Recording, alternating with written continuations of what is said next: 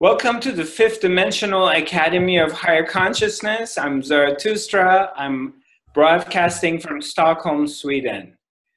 We're going to start with a simple meditation. What I'm going to ask you to do is simply take a deep breath and just relax into yourself. And keep in mind that inside each and every one of us, you can imagine that there is like a column. A column runs through you. You can imagine your spinal cord or your chakras as one straight line going through all the way down. And that's your center. You can imagine that. And then kind of bring your attention to your center and sink inside your own center. So we're imagining there's like a wrought iron line is running to us, and this wrought iron line, it doesn't move. There may be movements, but this one is very, very much centered, and it's very still. So you bring your attention back inwards in that place, and you kind of identify with your own center, and you relax into it. So just go ahead, close your eyes, take a deep breath, and bring your attention to one pointedness. Whether you bring your attention on your third eye or you bring your attention on your heart, whichever that works for you. And relax into that. And it's okay if thoughts passing by, don't force yourself not to think or visualizing something. Don't manipulate anything. Simply be. Simply allow. Allowing whatever wants to come, and whatever wants to leave, rather than trying to manipulate it. No need to manipulate anything. Simply allow.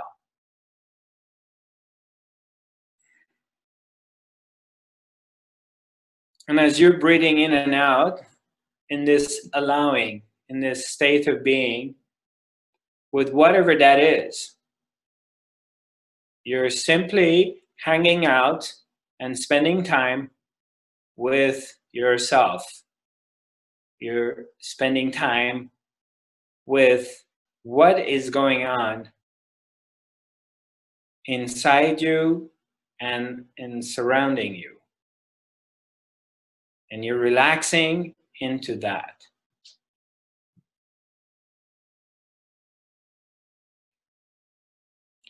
Without an agenda, without trying to accomplish anything. You're simply spending time by yourself in this moment.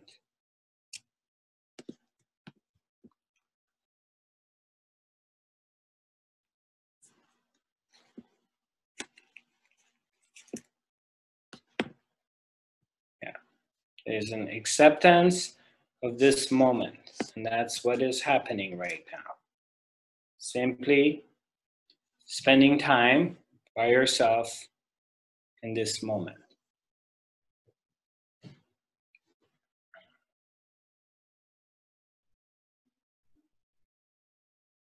And take a deep breath. Now put your hands on your chest area, your heart area, heart chakra, and simply remember who you are. Remember where you come from. Go back into this place. Where were you before you were born? And where are you going to go after you die? Nobody really knows. It's kind of a blank place. You can't imagine it. Our origin.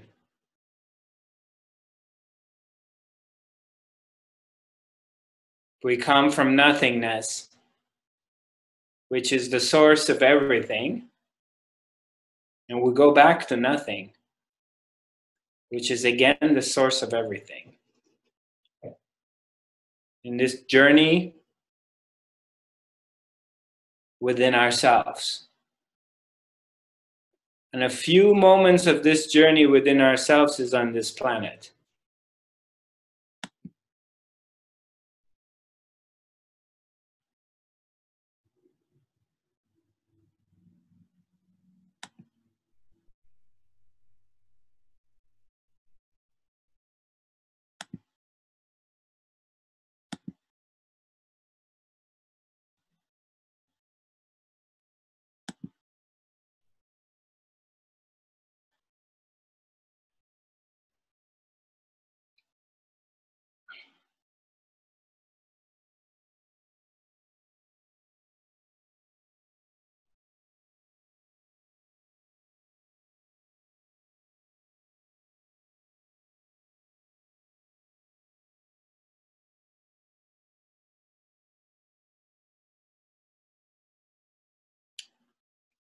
Simply being here in this moment,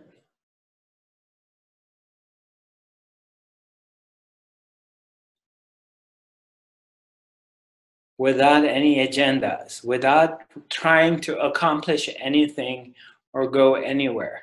You're simply here, and that's it.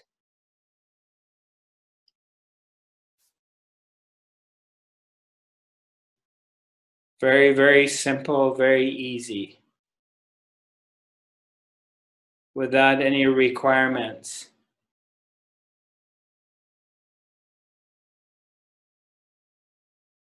Hanging out in this moment. And hanging out in this moment, not necessarily always pleasant.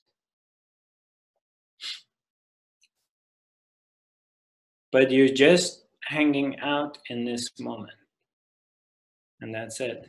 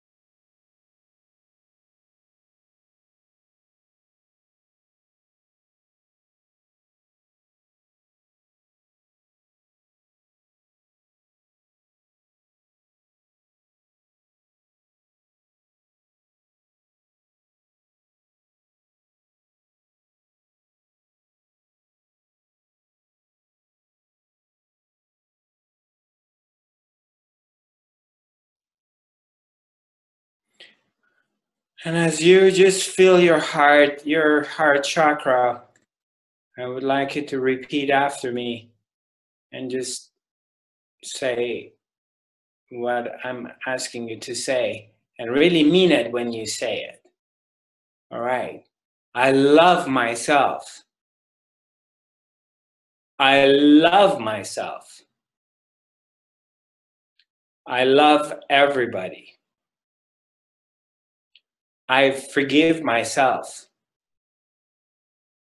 I forgive everybody because I'm love, because I'm light,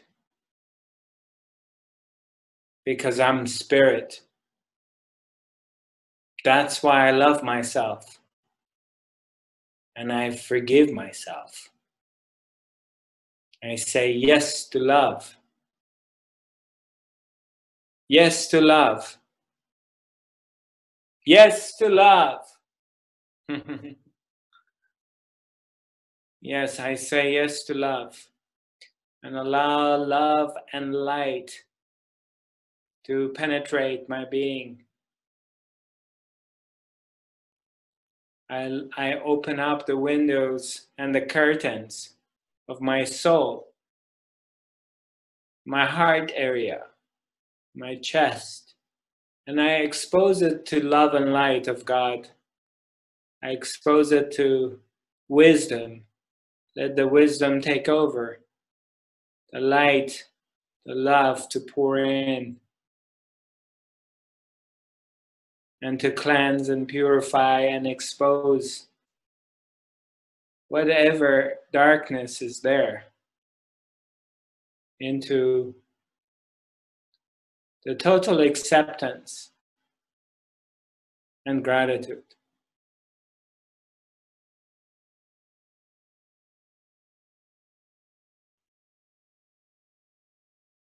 As you do this and you open your heart to the love and light of God, love and light of soul, the experience of now, the intelligence, you simply open yourself. You can feel a deep sense of calmness takes over.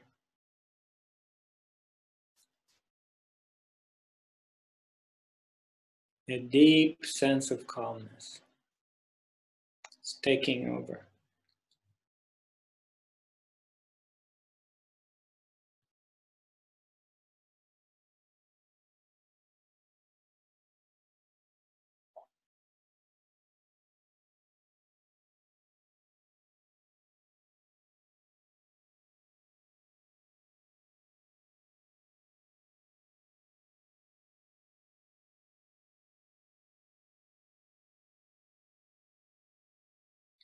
As you're in your meditation,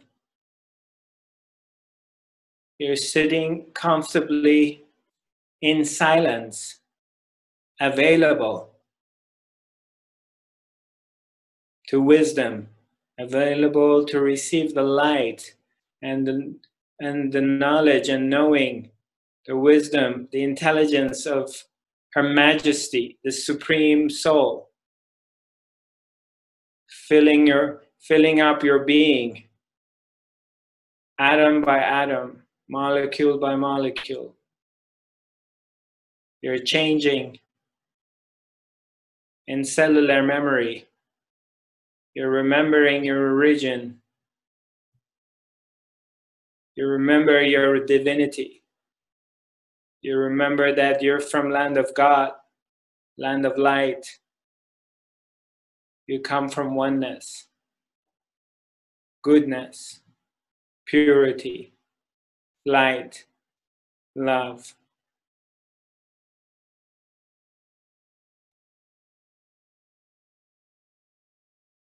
You remember your mission on earth. You remember there is no separation. You remember that we're all children of one God, the flowers of one garden. We all need oxygen, sunshine, water, care, and love, and earth.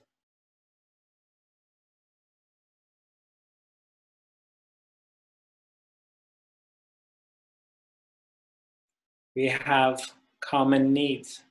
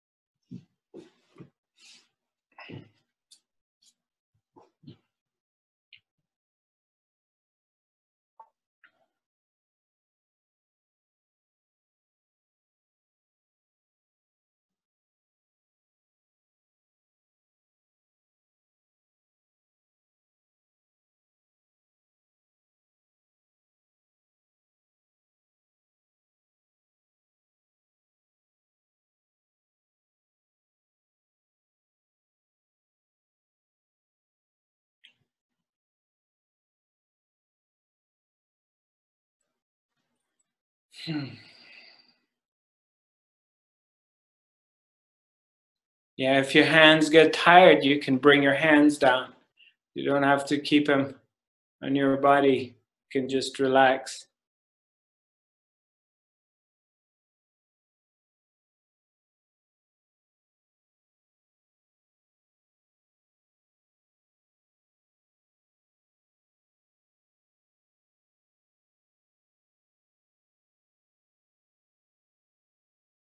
We sit together in one intention.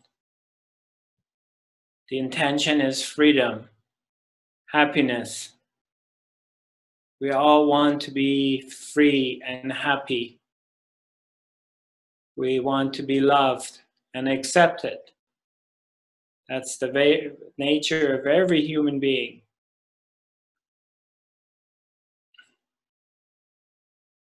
Whether the human being is serving the light or the darkness, it doesn't matter. The needs are the same. We all want to be happy at the end of the day and accept it. It's two common needs.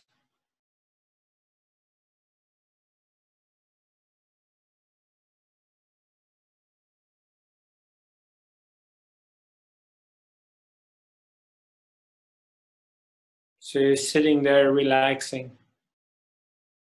And this energy of divine being, the presence, is taking over your body.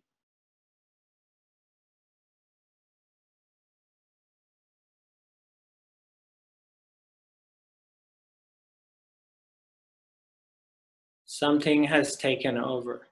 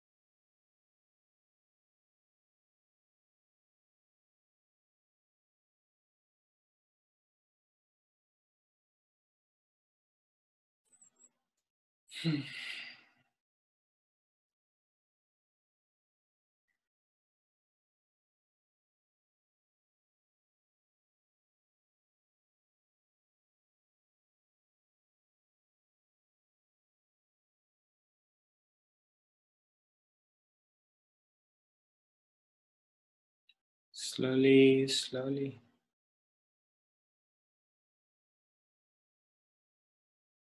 You can come back.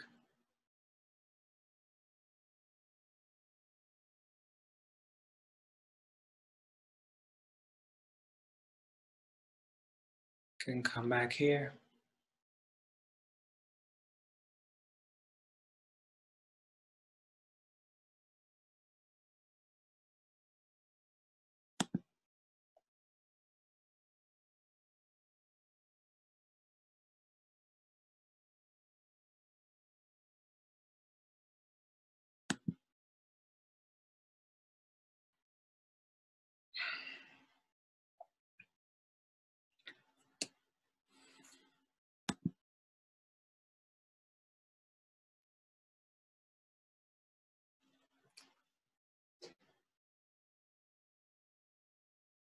So we have a question here, is where do wishes come from?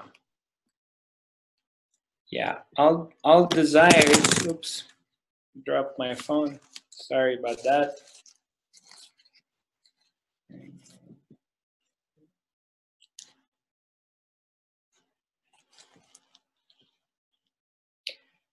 all desires and all wishes come from the same place. They all come from the source. Same place that your thoughts, your ideas come from. It's all coming from one source. It's like the deeper you go within, the more you explore and you get closer to the very source of all. The more you begin to see that this connection, that everything's coming from one intelligence. It's like one power place that is sending messages to every different person. And it wants to, I'll put it in this way, maybe it's easier to comprehend, is that there's one being, and that one being wants to experience life through many different bodies and through different minds and through different experiences, because it's infinite. So since it's infinite, there's no need for it to limit itself to one kind of experience.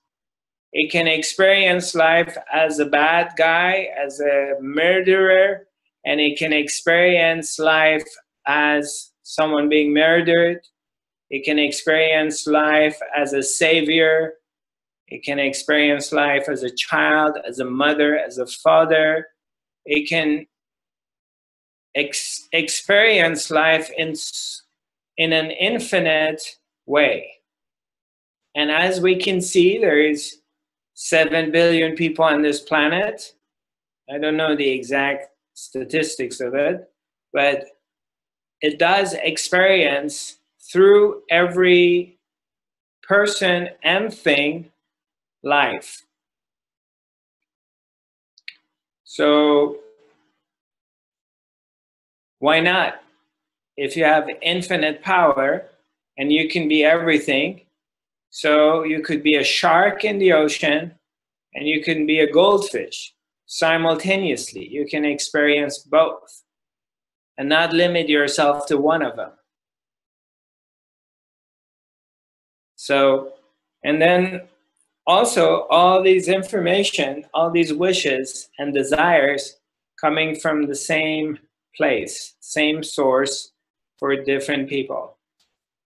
But since we do have this experience and this notion of separation, we clearly have this sense that we are not connected and we're separated. So our desires and wishes appear to be personal. It looks like it's your own thing. And quite often we mistaken that for the fact that you think, or you may think, that you're the author of this book, of this life. You're the one who's writing the script. And because you have this sense of separation, you have this sense of individuality. The sense is there, and from childhood, it's been reinforced over and over again. So you have no reason not to believe it. But some of us pop out. You know, you may sometimes through extreme pain or a trauma, you may take some good acid, you may do an ayahuasca journey, you may have some tantric sex, you may are giving birth, you're meditating, you're the presence of an enlightened being. Something happens and you pop and you open up. All of a sudden, your individual consciousness merges into the universal consciousness. And then you get a glimpse of the totality. You get a glimpse of the whole. And in that glimpse, you realize that there is no you separated from the totality. And you are the whole. You get a glimpse of it. But quite often you come back into this individual sense of being. And then you're hooked. Now you want that back. You want to go back to that oneness. So that's how you get hooked. And that's also a part of the Leela. It's a part of God's way. Because it's definitely that one wants to experience things in this way. So it does experience it, because if there is the infinite and it's the creator of all, surely if there is an intelligence that created everything, then surely it could have created everyone enlightened and complete. So then there would be no desire for you to become one with God. You would have been experiencing oneness with God from day one. Then there would be no spiritual seekers, and there would be no guru. Nothing to seek and nothing to achieve. But obviously, on what appears to be, that's not the case. So there's a you, there's a me seeking, desiring oneness. But who puts that desire in you? And why you have that desire, and your wife, your husband, your children, your twin brother doesn't have that desire. Someone that is very equal to you and you've been together for a long time, they laugh at these things. They don't. Quite often we experience this, that we hear it from different partners saying that, oh, my partner doesn't believe in any of these things.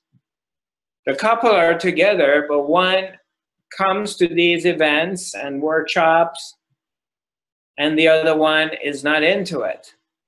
They may stay together, and they may give each other space to experience, but a lot of times it doesn't happen. It just falls apart after a while. The couple cannot stay together after a while because their paths change. One is going in a different direction as far as spirituality goes, and they can't live with this person. But sometimes they stay together. So, but one is not into it and the other one is deeply into it. So how does that happen? Why one is called on the path of self-realization and another person is not called on it? And what is it that all of a sudden somebody is getting all these downloads? You're writing these books. All of a sudden, out of nowhere, you become an author and writing a lot of amazing stories, science fiction stories, novels, or whatever. Or you're coming with ideas of inventing something. All kinds of different things that we experience in life. And where do these ideas come from?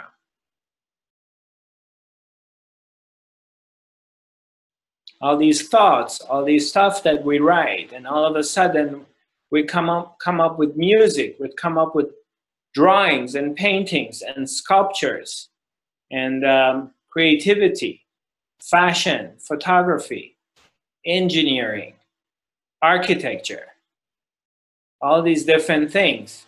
And you become creative and you're creating things. And where do you get this idea from? It all comes from one place, one bank, information bank. It's one place distributes and downloads information through different beings, individuals, And then it expresses itself through the individual. It's expressions, experiencing.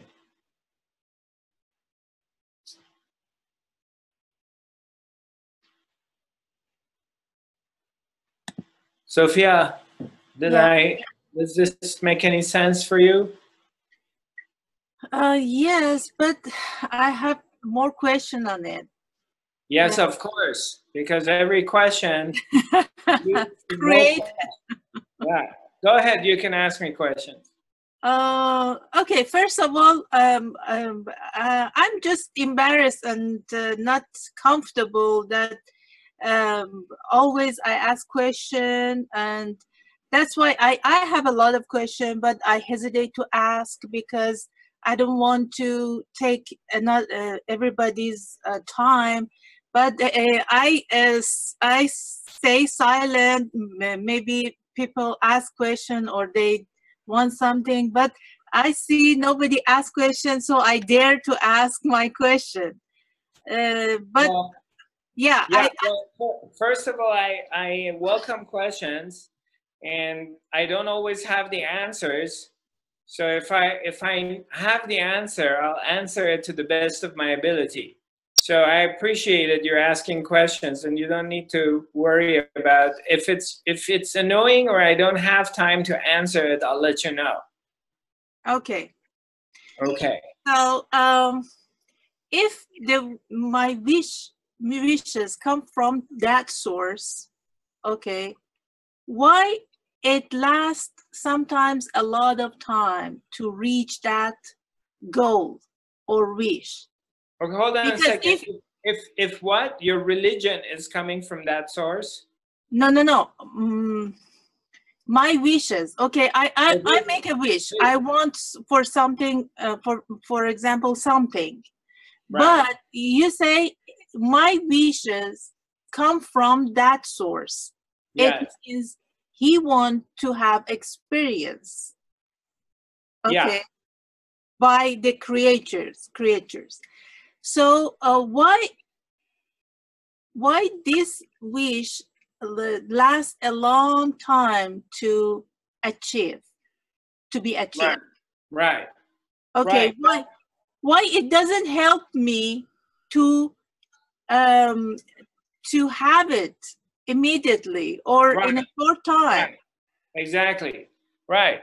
So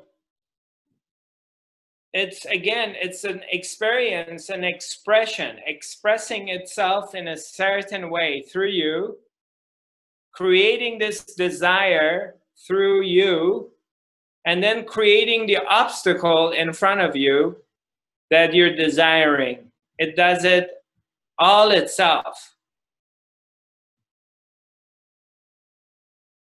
You know? Because God has nothing to do. It's got a lot of it's been around ever since the ever since. You know? Are you there? But he lead me to have this. Yeah.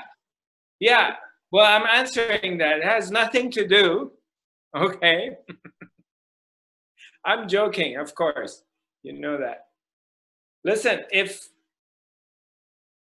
you are infinite, okay, you have infinite powers, right? Okay. And you can do anything you want at any moment. Okay. Right. So don't you want to make it a little bit fun and kind of create some struggle, or create the appearance of struggle, or experience it differently? Maybe in somebody else it accomplish it really quickly, and in you it takes a long time.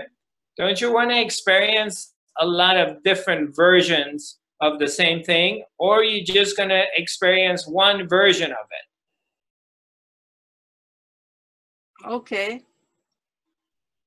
Okay.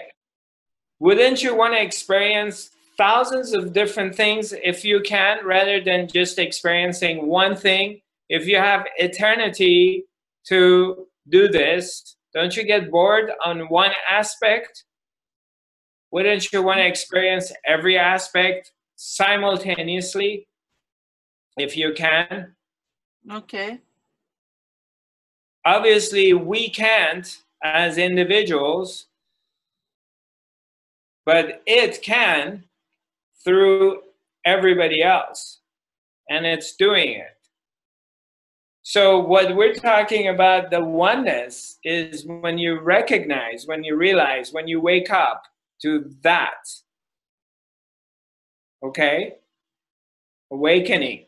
When you awakened, what you awaken to is the realization that there is no you separated from that. And it's that.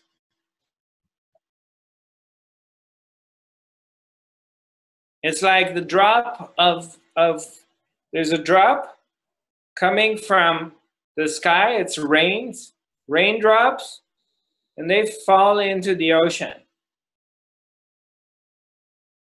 And what happens when they drop in the ocean? They become the ocean. Now you can't find the raindrop any longer. It will loses its individual identity into the oneness, where everything is. All experiences are there. Everything is there. Everything's happening, and ever happened is already there.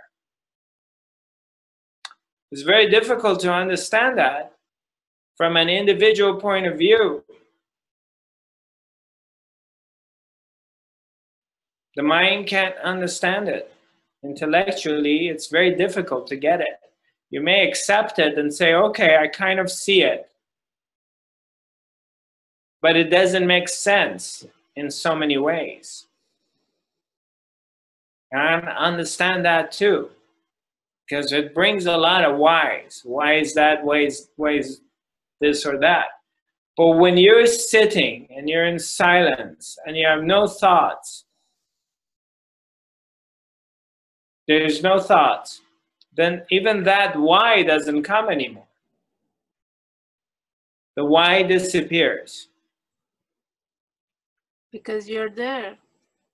Because you're there, exactly, and then you don't care. One thing else. Okay. Are the wishes help us or guide us to find our mission on earth? Or are they related together? I mean, how we find our mission? What is the clue? Right. Or are the clue? Right. I mean, obviously, desires become like these horses that pulling the chariot. You got a chariot and you're on this journey and you need horses or donkeys or something to pull them. And your desires become these horses that pull the chariot. And they pull you in certain direction.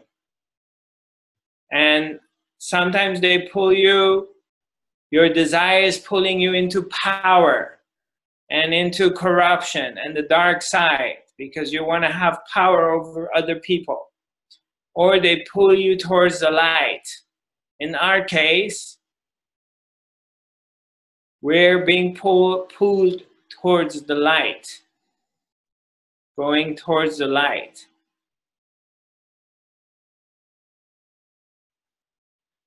Our desire for freedom.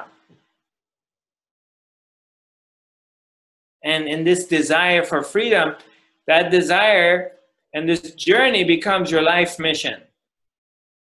It becomes your mission to awaken, your mission to free yourself from the cycle of suffering, to free yourself from the Maya, the world of illusion. So right now, that is your life mission. So the mission is the journey, not the goal. No? You can call it that way too. That's the one way of putting it. So can I say I'm doing my mission on earth now without knowing it, without being aware of it? Yeah, I mean, obviously this is for a lot of us on this path, awakening, freedom, happiness, first is happiness. That's number one. We want to be happy. Now, what is happy? Then, it goes to different things. It branches out. But ultimately, you want to be happy. That's what you want. And this happiness, you can say, in the things you get, places you arrive at, whatever that is, or things, objects, or feelings, or whatever. So in this journey that we have, which is the journey to happiness, then other words come, like awakening, enlightenment, oneness with God. I mean, why do I want to be one with God? If everything's great and I get everything I want, I don't even think about it. The only time you think about oneness with God, finding inner peace, is because you suffer. And there's suffering. You're suffering inside. Then you start looking for these things. These words become important. Otherwise, why would you want to waste your time?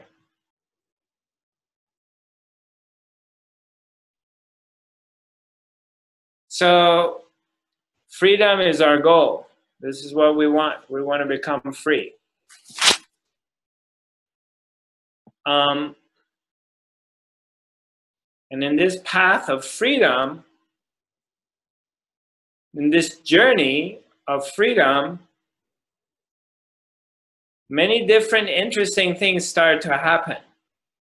Because on this journey, you have to kind of go through your own dark side. And then all of a sudden you start seeing, first, your focus is on other people's darkness. You're waking up, but you're not really looking at your own dark stuff. Because it's very easy to point a finger at other people, Donald Trump is the root of all evil, right? And Donald Trump this and Donald Trump that. But what about me? What about my shit? Am I willing to look at my shit? My manipulative attitudes or stuff I may be doing quietly here and there, whatever, towards whatever it is, money, relationships, wanting acknowledgement, power, whatever things that I want to get. What about those things and how do I go around it? Am I willing to look at myself? So as you get closer to the light, your dark sides, your shadows become more apparent to yourself. And as you're getting closer, you're like, oh my God, I can't believe this. I have to look at this stuff. I don't really want to look at my own shit because I have to look at it. You understand what I'm saying? Mm-hmm. Exactly. Yeah. So then the journey starts to get a little bit more interesting because now it's not about someone else.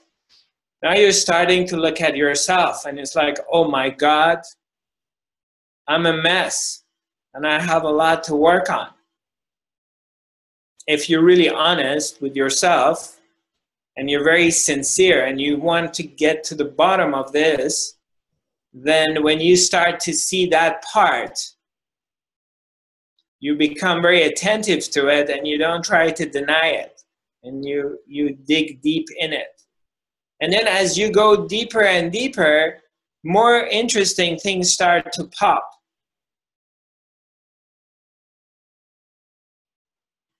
More discoveries start to happen.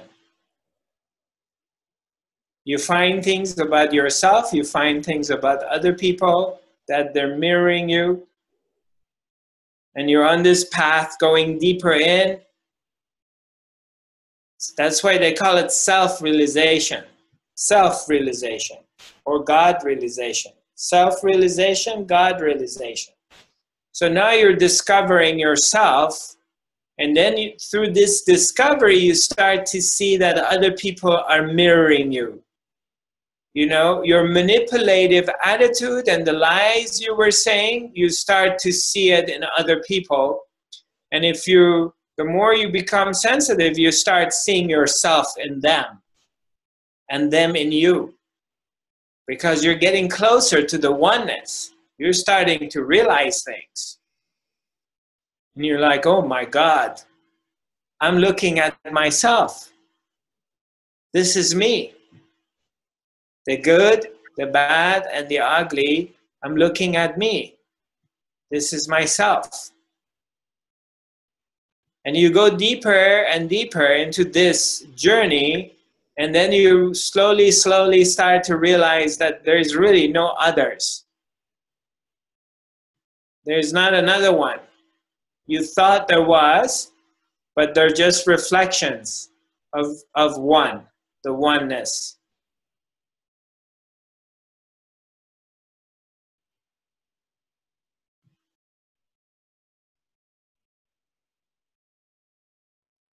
Thank you. You're welcome. There's a question here. Can you say something more about we think we are the author? What about our free will? Do you mean that we don't have our free will? Oh, okay.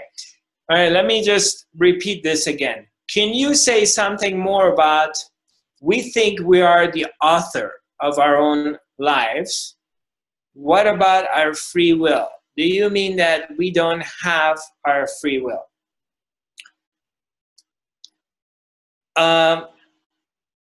Karen, do you want me to be straightforward and as honest as I can be? Yeah. Free will is a hoax. It just doesn't exist. It never did exist, and it doesn't exist.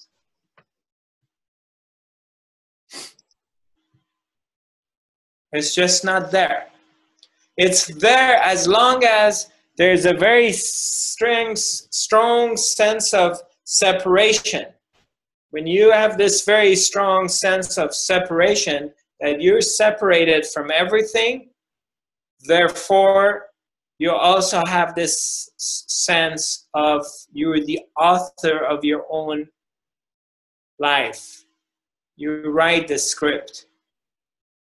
But the deeper you go into the rabbit hole, the more you start to realize that it's a non-existing thing. It's just an illusion.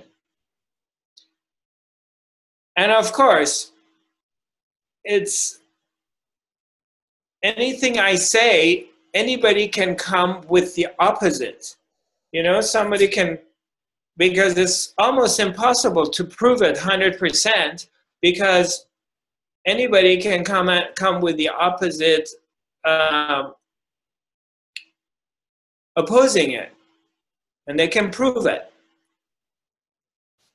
But one very interesting way of seeing it, which a lot of people don't really want to look at it, and that's also designed by the source to be in this way, because this whole thing is supposed to be the way it is, and it's supposed to appear and seem the way it does. That's why it's the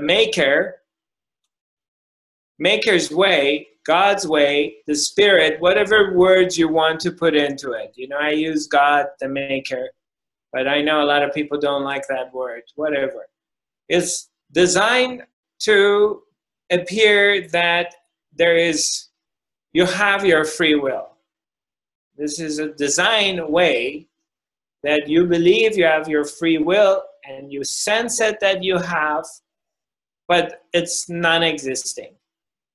Zero. It's never been there. There's not one individual entity separated out of the source. There's 7 billion human beings on this planet, but there's not, I looked all over, I couldn't find one individual being separated from the wholeness. And if you're a part of the wholeness, then how can you have your own free will? If we're all a part of that, the oneness, then how can you be separated? It's like, can my finger have its own free will and it wants to do its own thing, separated from my hand, separated from my arm, separated from my body, the heart, the blood which is circulating, the nervous system? How can it do that? It's a part of the whole thing.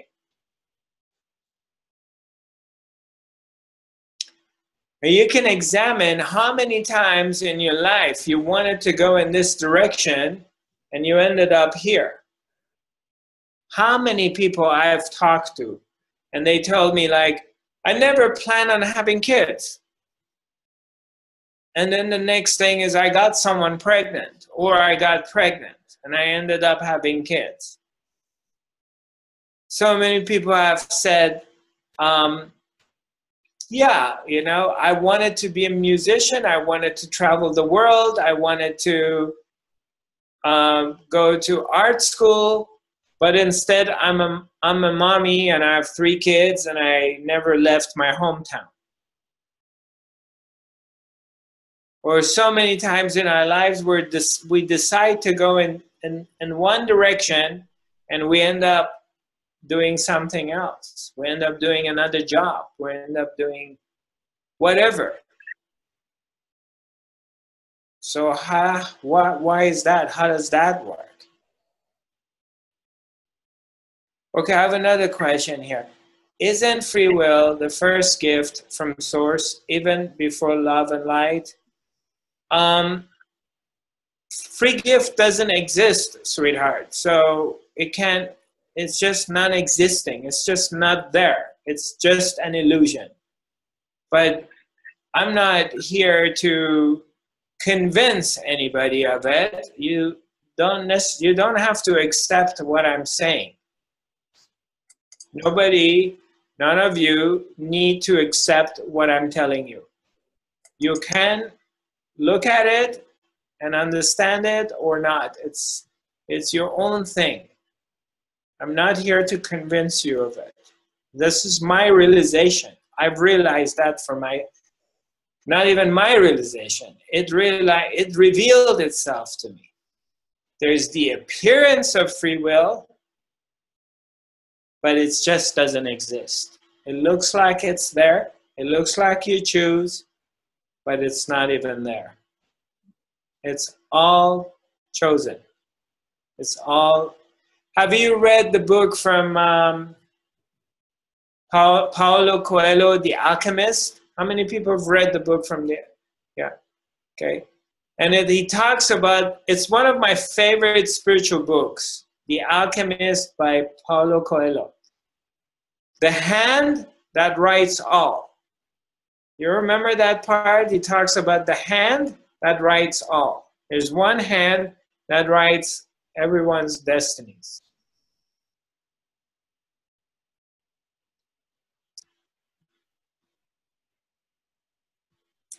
You can even examine it, like, for example, yeah, I mean, because right now there's a huge movement in spiritual community about we are the author of our own lives, and you can do whatever you want to do, and there's thousands of different courses and teachers teaching that once you put your mind into something and you decide to accomplish it, and you can do it. We have no shortage of teachers, books, online courses about that you can accomplish anything you want in your life. So, however, why is that? When I look at it, how many times, for example, you decide on going somewhere, you decide to go on a course, you decide to go on a journey or something, and a simple thing, very simple thing, that you want to be taking a class or whatever, I'm just using that. And we don't pay attention how many thousands of different elements need to cooperate with each other for something to happen in our lives. How much are you in control of your body? Let's say you're going to take this 5-day course. And then what if right before you go that you have a cyst in your ovary, or you get the worst diarrhea of your life? Something happened in your body. Something goes into your eye, you know, and then all of a sudden you're so irritated. You get sick, simply. How can you control that? How many times it happened in your life that you were going to go on a journey, on a trip somewhere, and you got really sick and you couldn't do it? How much of that is in your control? What about outside elements? You're planning, you're in Sweden or Norway, Denmark, wherever, Chicago, and you're planning on going somewhere, and then there's a horrible storm comes. And there's snow all over. All the public transport shuts down. Then you can't go. You can't drive. You can't take a bus or train or plane or whatever. How many times that has happened in your life, that you were planning on going somewhere? So the weather didn't cooperate. What about for those of us who drive a car? And you get in your car, and every time you drive your car, let's say a car approximately is made out of 10,000 pieces. Now, every time you sit in your car and you turn on the switch, you turn on the engine, all the 10,000 pieces must agree that they're going to keep their structural integrity together, and they will cooperate and work today for the car to drive. And what about one of these pieces is malfunctioning and doesn't want to work? Then what happens? Your starter doesn't work. Your battery doesn't work. So every time you sit in your car and you drive it, all the parts must agree that right now we're going to work. So you get in your car, you turn the switch on, and you start driving. What about other cars that passing by you? Can they malfunction? Can somebody's brake goes out and they have a collision with you? What about stoplights? That stoplights on crossroads, one has to be green, the other one has to be red. Don't they have to agree that they're going to be working perfectly that day so you can just drive without having an accident? How much of that is in your control? What about other drivers or yourself? Your everything, your vision, your decision making, all the messages that your eyes are watching things. Oh, I'm getting closer to another car. I have to make a right turn. I need to press against the brake. I need to slow down. I need to go faster. I need to make a right turn. The decisions that you're making, all this information, which is you're receiving, your eyes are seeing, goes to your brain, gets interpreted, it gets through your nervous system, messages being sent to your body parts to press against the brake, to press against the gas pedal. All this information has to be working perfectly for you not to crash your car in someone else's car. So your body and your judgment must be perfect when you're driving. And what about other drivers? How much are you in control of them?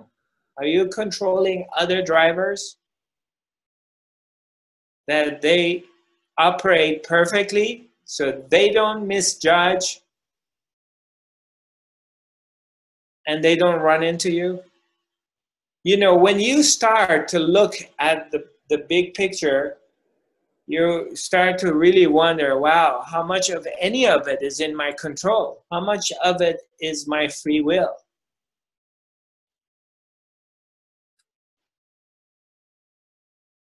I encourage you to just take a look at it.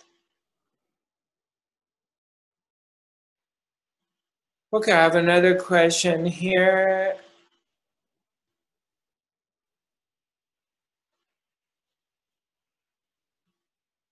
Can we go beyond belief, manifest our wish?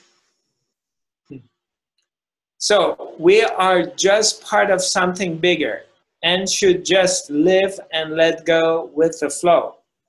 Well, theoretically, yes. Yeah, if you can live and let go, fantastic. But how much can you do that too? Isn't that what most spiritual teachings talk about? Live and let go? Well, how much can you let go? You can't always let go. You have to be in control of it and try to manipulate it. That's also part of the plan. If you had your free will, wouldn't you let go and live all the time? Wouldn't you be happy all the time?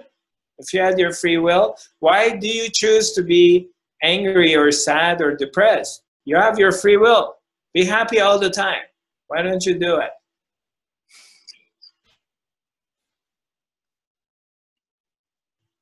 If you could, you would have done that, wouldn't you? Unless you're mentally ill. Before you said that others mirror us, what do you think about our body? Is it mirroring something? If we are sick, why do we get sick? Is it the body trying to tell something?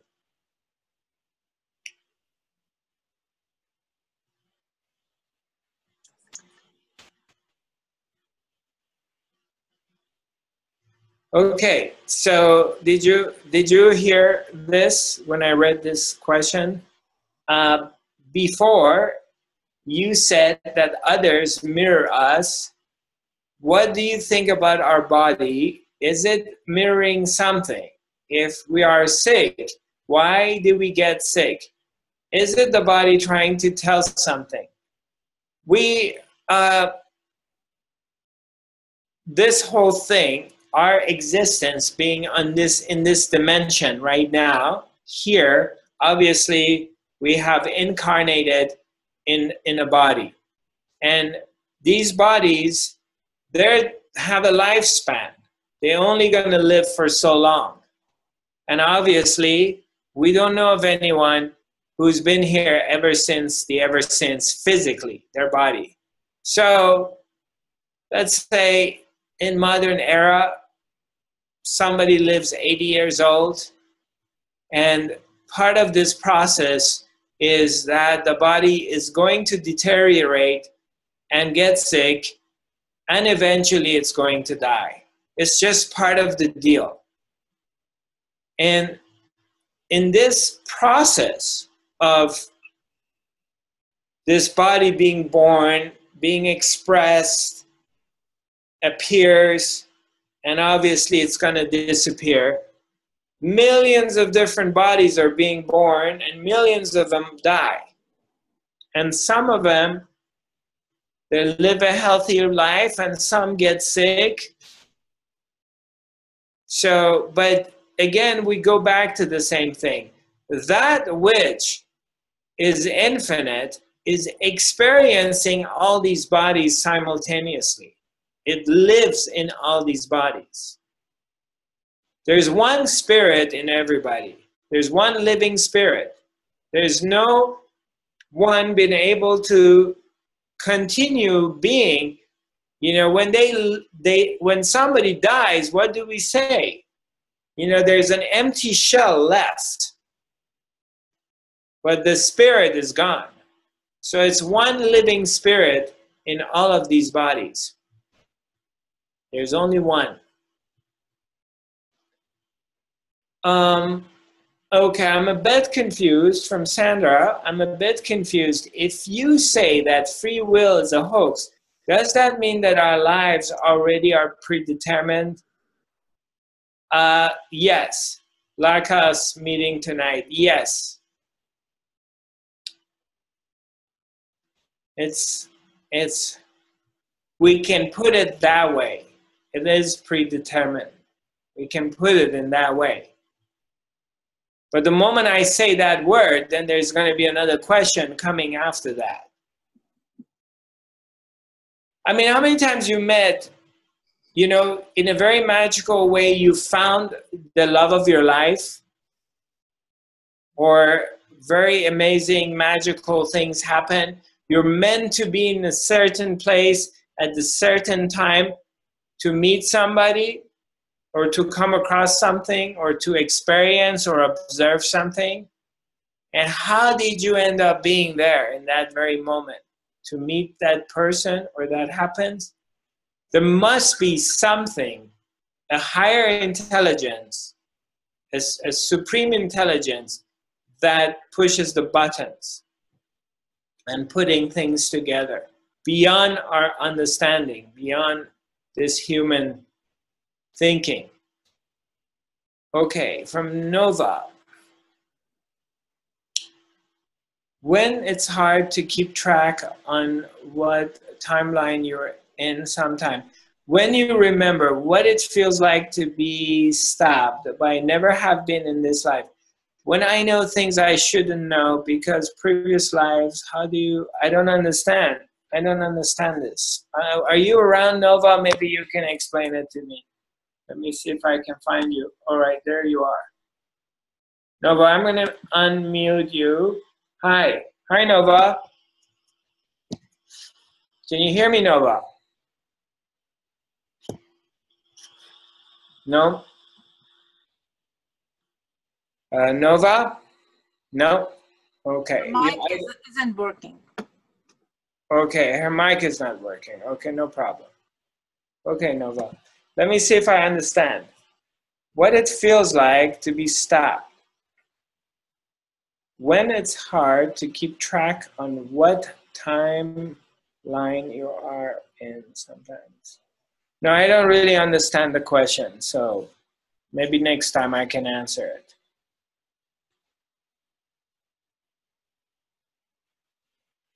Oh, your mic is not working, I get it.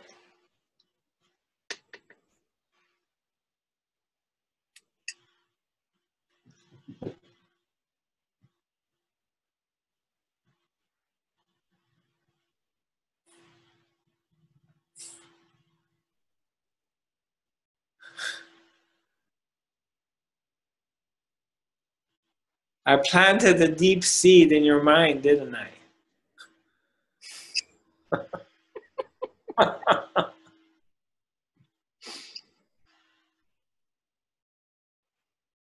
Okay, so let's put it this way. Let's say that if you come to this realization that you don't have any free will, right? And sorry, I have to move this phone. I'm also doing Facebook Live and I can't keep my phone straight standing somewhere because I was trying to read the messages. Okay, I'm getting it correct. Get it done right. I think I got it. Okay. So the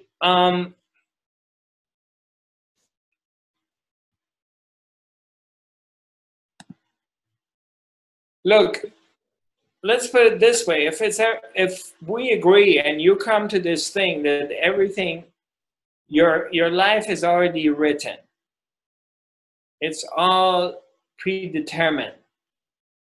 That's one way of putting it. Or you're not in charge of it at all. Okay? At first, the mind is going to go crazy. Because the mind, the thoughts in your mind is going to go like, what do you mean I'm not in charge? What do you need? What do you mean by that? So if I'm not in charge, then who's in charge of it? This thought's going to come very strongly. And there's going to be a rebellious up here. Because it's kind of like the death of the mind. It's kind of like the idea of the thought that I have that I'm someone deciding on what to do with my life. All my life, this has been the story. So what do you mean? The mind, the thought's going to come and say, what do you mean I'm not in charge? Well, that's a thought. A thought comes, the mind comes and says, well, what do you mean I'm not in charge? Because it's very brand new to it. And obviously it wants to reject it. So it will come up with any kind of reasoning and excuses. But if you go beyond that, as you get closer to the light and you start to realize it, when it becomes a realization, then comes a lot of comfort with it. Because surrender takes place and acceptance. You begin to surrender in what is. But that doesn't mean you're going to sit, because I remember I would bring this to Papaji, to Punjaji, my Sadguru, and we would bring it to him. Okay, so if everything is taken care of and I'm not in charge, then from now on I'm going to go sit under a tree and I won't do anything.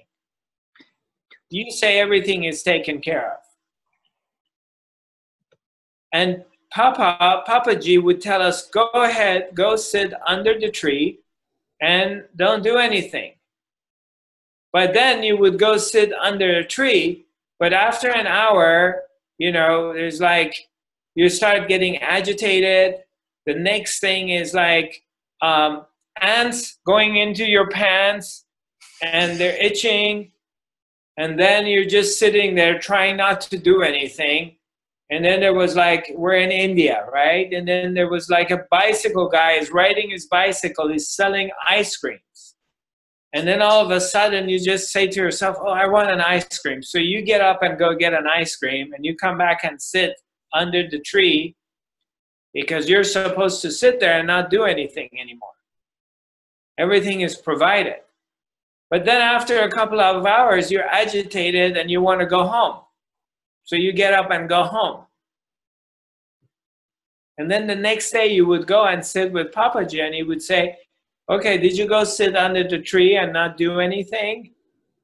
And he would laugh at you because you couldn't do that. You couldn't just go sit under the tree and not do anything. Because that's not in your path.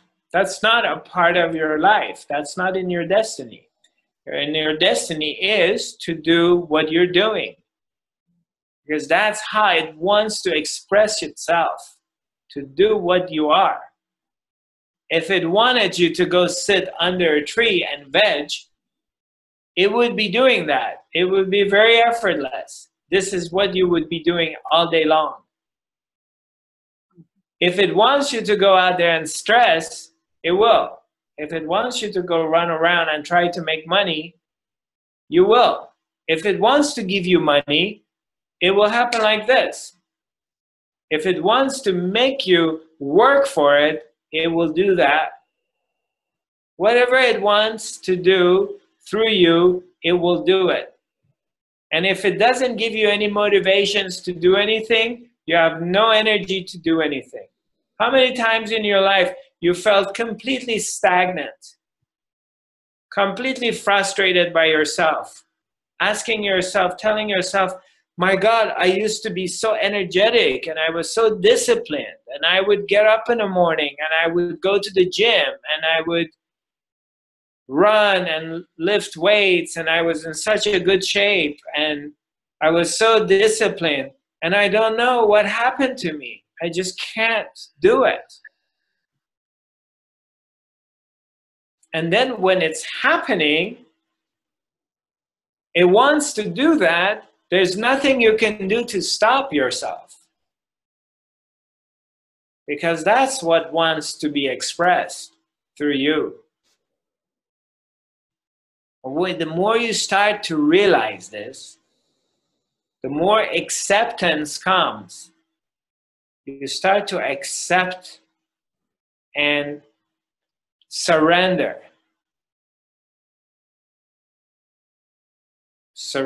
And that also is a part of the phenomena. Of course, you're not doing it either. It comes.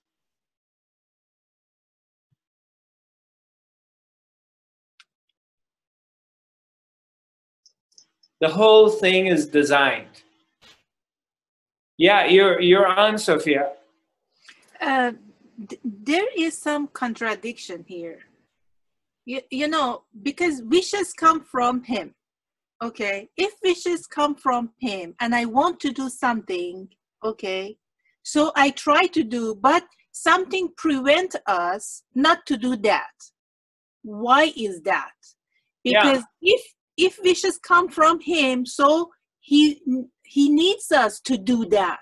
Why sometimes we cannot? You know, this is something that they fight together. Right, right. I understand. Well, okay, you like to say him, I like to say she. Okay. Yeah, whatever, nothing, that. If I give it a gender, I like she better because Yeah, me too. yeah. So, but he or she, whatever. I'm just playing with words. But it's the same one, same source, creating the desire, and it's the same source that creates the obstacle. It's the same one. And that's where, when you awakened, you realize that behind everything is only one. There's only one. So you go and pull the mask of everyone, every human being you meet. You pull their mask and you're shocked because behind their mask, there's only one. That one is behind everybody. There's that one, which it's the one that appears as many. Mark my words, one more time.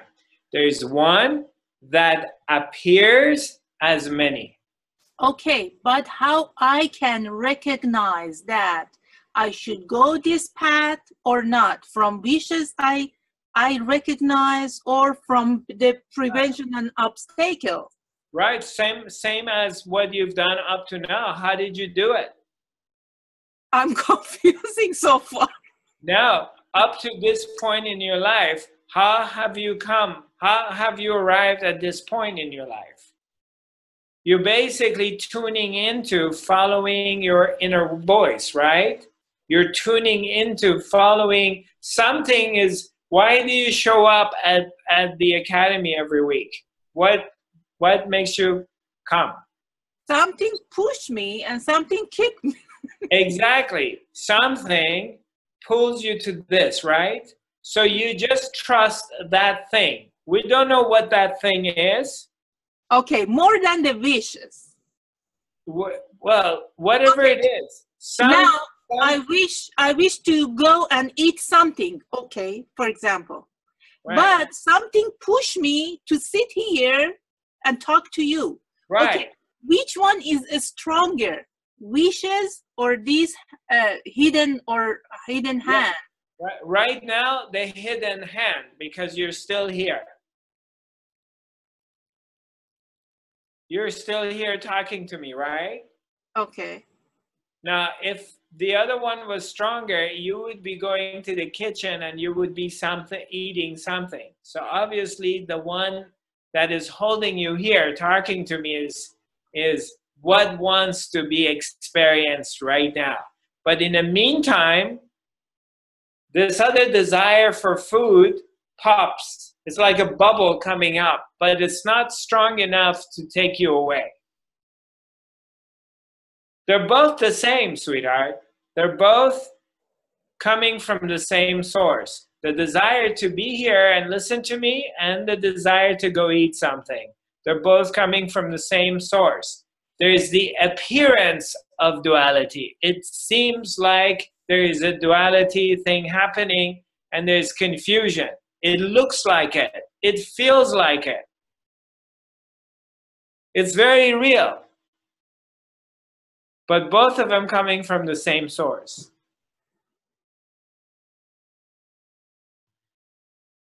And when you realize that, everything changes.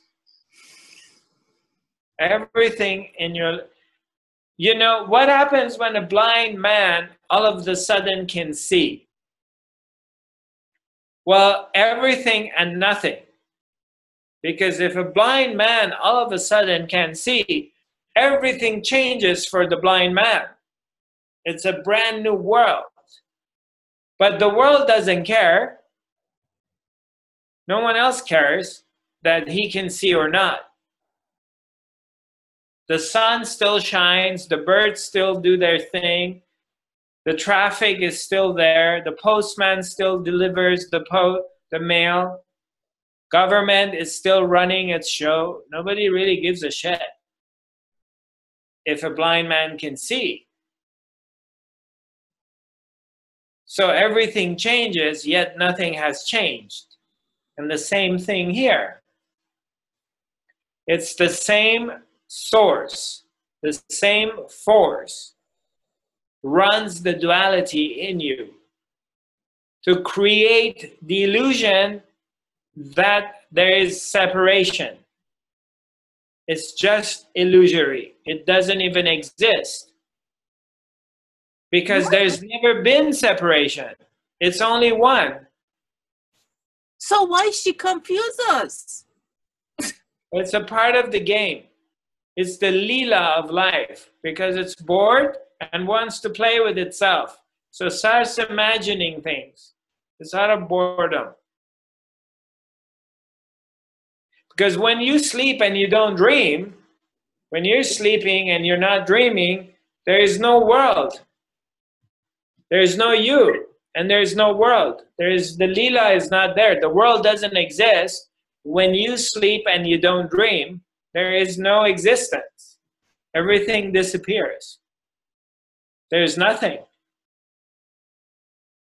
And then you wake up, and the first thought that appears in your mind is, I am Sophia, and then your world and reality reappears. It comes back. Or when you sleep and you don't dream, what happens to you? Where is everything? Where is the world? Where is spirituality? Who cares about any of these things? Because there is no you. You can check it out. Check it out for yourself.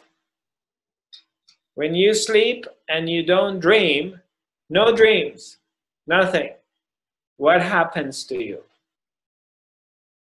So we have to be surrendered completely. Well, what can you do? Don't be surrendered. Do what you have to do. It doesn't matter. Anything you do is a part of the plan. You surrender, you don't surrender. The bottom line is, sweetheart, you're in very good hands. Okay? Her Majesty, the Supreme Soul, is carrying you home, and you don't need to worry. That's the good thing when you discover the truth, is that which runs the show, the boss, is taking care of everything. You don't need to worry about it anymore. You don't have to save the world.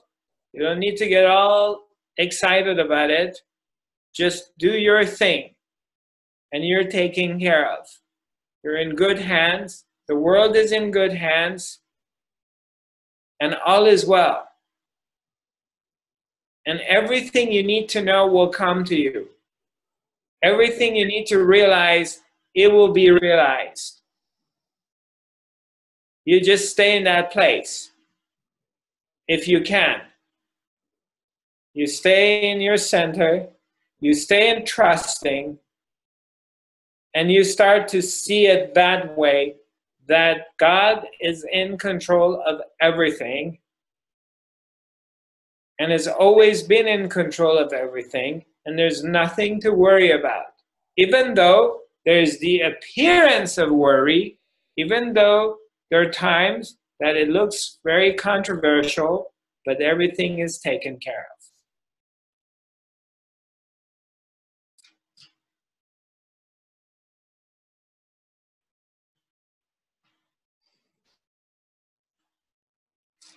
when you get a chance, you know, just check out Ramana Maharishi or watch some of the videos on YouTube from Papaji, Punjaji, and these are some Advaita masters, teachers, and it gives you a little bit an idea. I can have Shishi will post it on our academy. Yeah, thank you. Yeah, just a little bit. Get yourself familiar with Advaita Vedanta teachings. Eckhart Tolle kind of touches it to a certain point. He brushes around it, but Advaita Vedanta will, when you go a little bit deeper into it, it starts to, I know for a lot of you, this is very, very new. I wasn't even planning on getting this deep inside talking about this. I don't know how we ended up to this point, but the deeper you go in the rabbit hole, the more you discover the oneness. And the more you discover the oneness, the more you realize that there is no you. You're part of the oneness. The oneness is operating through you. So your desires, your wishes, your challenges, your good, your bad, everything is a part of that.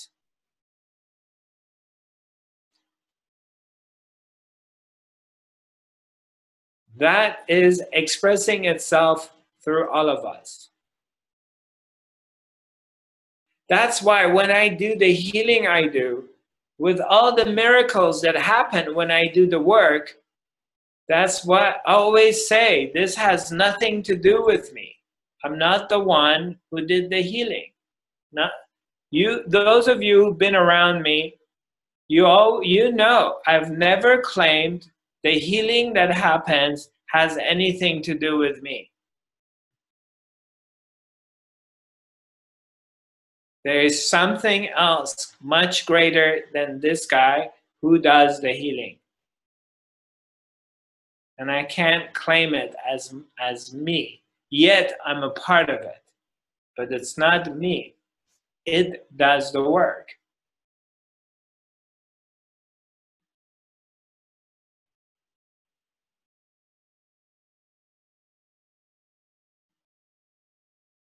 So we've come to, it's 7:38 here, 1938 in Scandinavia, in Stockholm. It's really nice to see you all. I missed you, I have to say. I was looking forward to the academy today. I have an event tomorrow. It's a shamanic healing event in Helstein Hotel. And it starts at 6:30 to 9:30, from 18:30 to 21:30 here in Stockholm, a shamanic healing event. And then this coming weekend, on Friday afternoon, we start our workshop, Return to Love. And we still have early bird seats, so you can still sign up if you like, and come and join me for 2.5 days. And also, then after that, on the 25th, I go to Warsaw, and I'm there for a week. I'm doing level 1 and level 2 of 5th dimensional quantum healing. And then I come back to Sweden for 5 days, and then I go back to the US on May 9th. And then I come back here to Sweden again at the end of June, and we're doing in Åre, we're going to be doing the retreat. And they've been asking me about level 5. So I decided that I'm going to do all 5 levels. I'm going to offer level 5, which is the last level of fifth dimensional quantum healing, the fifth level, which is going to be the mastery level. And I'm going to be offering that in Ore. I haven't put it on my website yet, but I decided I'm going to do it in past few days. I've been contemplating and thinking about it. And I finally, I mean, it's been quite a while that I've been thinking about it, but I decided I will do it because the retreat is 11 days and I can do it now. When I think about it, there is enough time because I have enough helpers to do that. So it's going to be all 5 levels. And at the end of the 5th level, all the participants will receive their certificate that they can actually practice officially 5th dimensional quantum healing as a 5th dimensional quantum healer practitioner. So we're going to go through all 5 levels. Okay. Very nice seeing you. Thank you for lovely Karen. That was great questions. Nice to see you back. I unmuted you so we can talk. Yeah, good. You live in Sweden, right? Yeah. Outside Gothenburg. Outside Gothenburg. Okay. But I have been so busy, so I didn't have the chance to go to Stockholm. I understand. I get it, sweetheart. Yeah. Maybe next season, if I come back to Sweden in fall, I'm probably gonna come to Gothenburg and do something there. So yeah, so hopefully we'll get to meet each other. But it's good to see you again. Yeah, it's good to see you too. Yeah, likewise. Yeah. All right. God bless. Have a good one, and I look forward to seeing you next Tuesday. We do have the Academy, same time. All right. God bless you all. Okay, bye-bye.